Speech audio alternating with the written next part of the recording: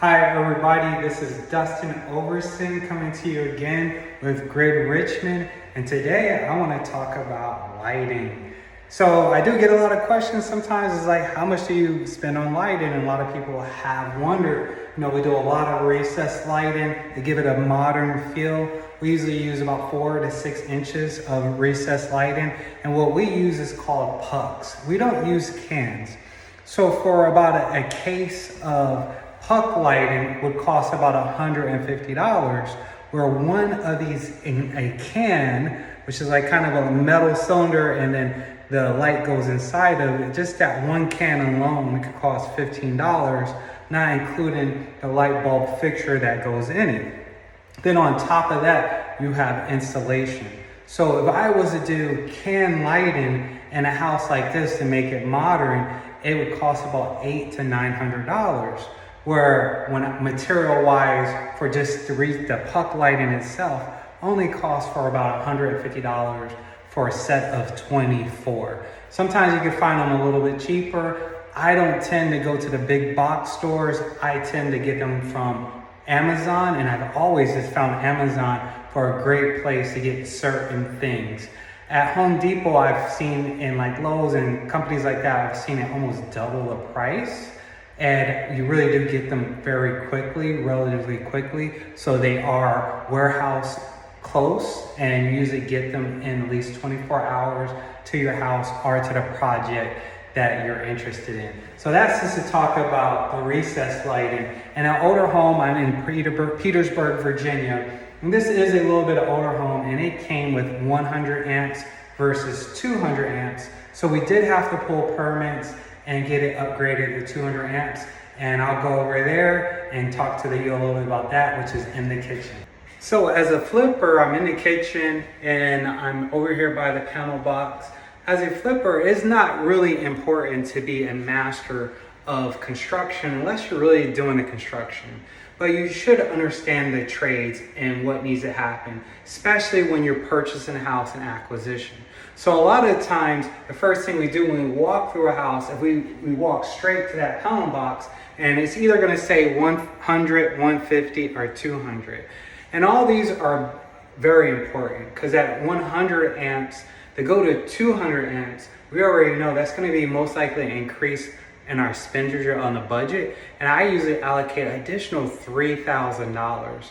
So when you're evaluating your house, just like when you're looking at siding, roof, and windows, and this is of course a brick rancher, so our windows are already here. We had brick for siding our walls. We had a great roof, but we didn't have the electrical. The electrical was, I want to say, it was probably 100 amps. I can't remember when we purchased this one.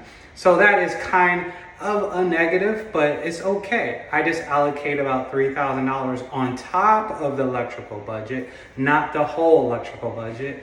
And you're also most likely going to have to pull permits because the wire is going from the city or town or the county coming into the house or at a lower level and won't support your 200 amps. And your meter base is probably older. And we'll talk about those things. I'll go talk to you and show those a little bit quicker. These are really important things to look at when you're looking at a house. And the simplest way is if you see 200, you're good. If you see 150, depending on what you're putting in a house, you may not be. At 100, you're definitely gonna have to upgrade if you're adding HVACs, HVAC units, dishwashers, you're not going gas, and you have electric furnace, and you have electrical water heater, and all those great things. You're really gonna have to make sure you have that 200 amps. And the best thing to do is I always just upgrade. If I'm not at 200, we go to 200. And I want to go ahead and allocate that $3,000.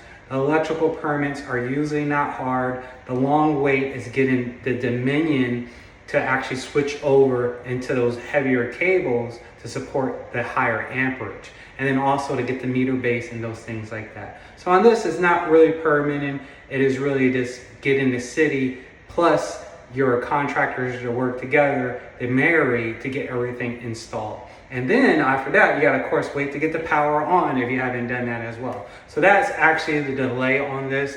It's not relatively really expensive. And actually I've never had a city charge me to upgrade their end to go to the house. So So I hope these tips help, and I hope you learned something on this. And the next part of the video, I'm gonna go outside and show you the switchovers that we did, and maybe that will help this video.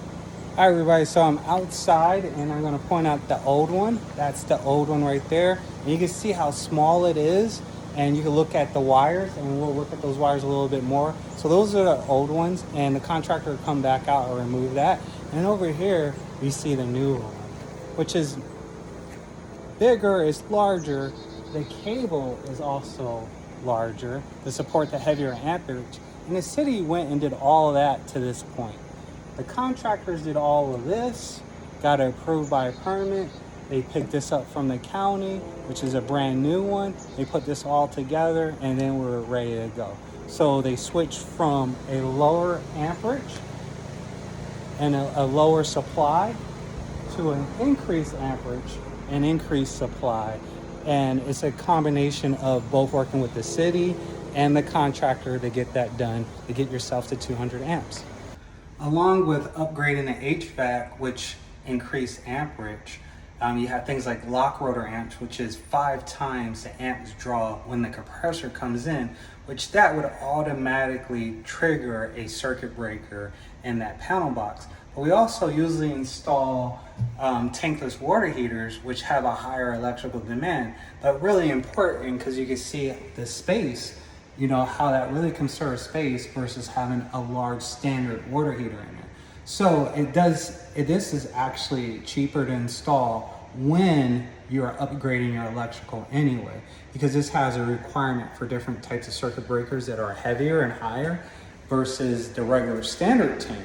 So if you're already upgrading your electrical, you can save some money by installing a tankless water heater because it's less to buy. I think that's like $400 versus a tank that may be $600 to $700. Plus you have a few other things. But since you're already upgraded your circuit breaker, the costs are already there and you were gonna do it anyway. So overall, it's a couple $100 or less for us to install that, and that might actually be cheaper. I think it may be $300 now.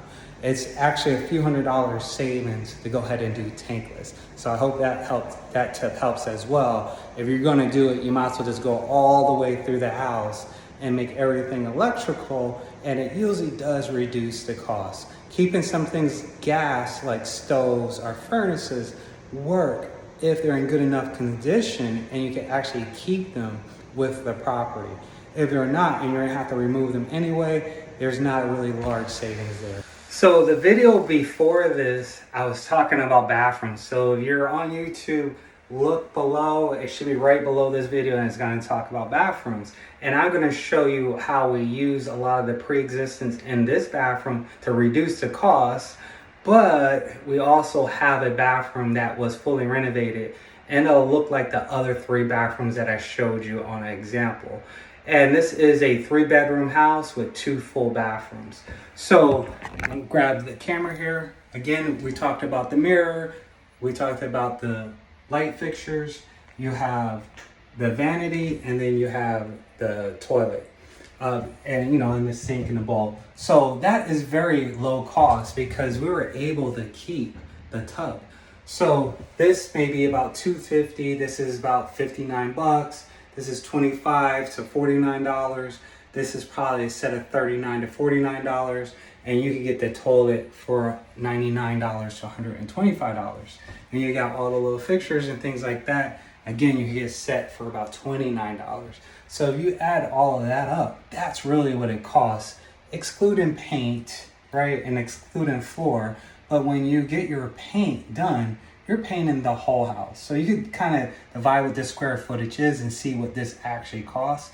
It's not a big bathroom, so it's not gonna be a lot. And the square footage of the floor, which we do about $3.50 to $4 with install for luxury vinyl to actually put on the floor, you can really dial it in and see what this costs. But it is probably under $1,000. So right now I'm gonna turn the video, we're gonna do a little walkthrough. I'm gonna take you to the bathroom that we fully renovated. All right, so I'm in the bathroom that's fully renovated. Usually when they're fully renovated, you're gonna also hear an echo because if you're gonna do it, you might as well go a little bit bigger. But fortunately, this house somebody actually added this bathroom on. This wasn't done well. So our guys came back in and made it correct, did everything the right way, and expanded on what somebody did previously, which was the owner. So on this, as you'll see, and if you go to the videos before this bathroom, it really just looks the same, right? You know, same tub, same play, same playbook. We don't change our playbook. They do a really good job of making it better and refining things slightly to reduce costs or make it more efficient. But the playbook is basically the fundamentals of what they do well.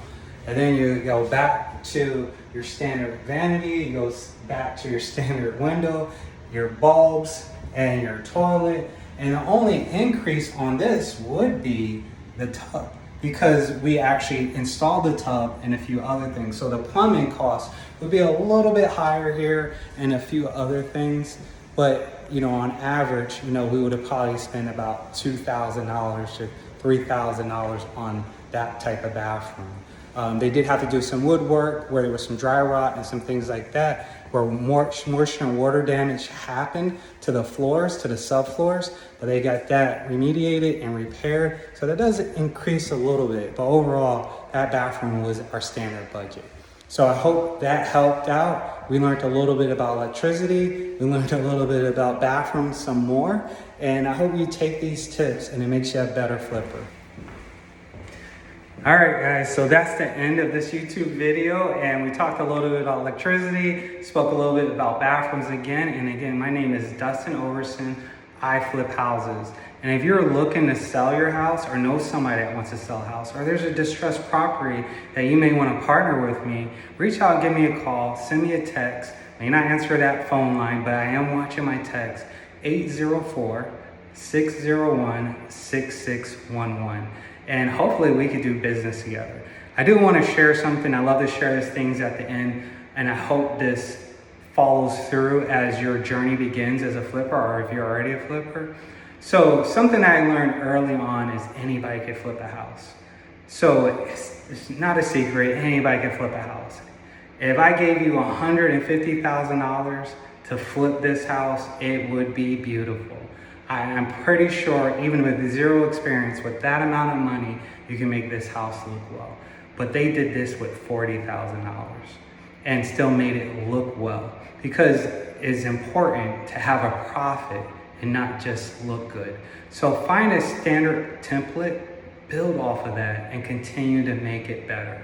You know, focus on just getting a product out there, getting it to a certain point. Remember, you're in it to also make money and not just lose money, and build something that's great, probably for your family or your team or your legacy. Or is this something that you're really passionate for, you're good at your hands, and you do this yourself? I don't do this. I don't use my hands to actually renovate this. I use my mind. I don't have that talent. I've tried, and you know, the contractors begged me to stop helping. But anybody could throw $100,000 in this project and it would be awesome. The talent and the skill that this project manager has and their team to be able to do something like this at $40,000 is the secret to success. So throwing lots of money for the kudos and lots of money for the this house is amazing is great, but you're not going to be in business very long. And the ego and the pride that I had when I started was that very big, very elaborate houses, $16,000, $17,000 kitchens, $8,000, $9,000 bathrooms. And the only thing I did was make a lot of other people very, very wealthy. You know, do 5 or 10 of those. Yes, everybody's answering your phone calls. Yes, the contractors are showing up on time. But you'll find out that you're not making enough money for your time. And once you perfect your skill and you have a great team and a talented team that could do something like this for a very low cost and produce a great product, that's the sweet spot. The glory houses are still out there. Would I still do one? Depending on the neighborhood, it does feel good, and I do like how they look, and I like to show off what the team can actually do when they're given this elaborate $200,000 budget. But if you're a real flipper and you really flip houses, when we see it, it's like, that was a waste. You know, it could be, you could take that money and do 4 or 5 of these and make double or triple the amount of your return. This doesn't look as good on Facebook and social media. All right, guys, I hope these tips help. Remember, everybody can flip. You throw a lot of money at it, but the